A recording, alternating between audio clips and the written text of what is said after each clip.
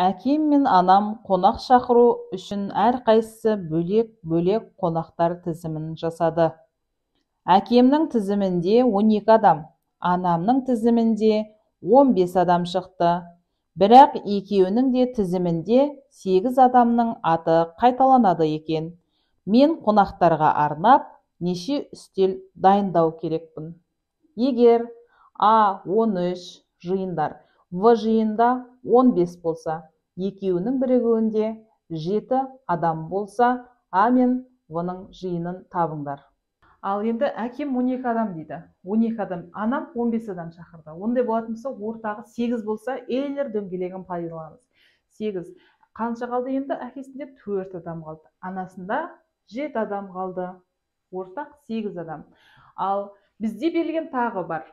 Ол ортақ 7 адам. 13-тен 7-ні азайтсақ, онда 6 адам болады. В нұсқасында 7 болса, мынау 8 адам болады. Сонда барлығын қосамыз.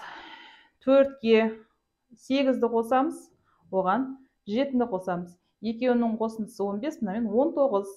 Екінші, 6-ға 7-ні қосамыз, 7-ге 8-ді қосамыз. 21. Онда бізде А нұсқасына қарағанда В нұсқасы көбірек.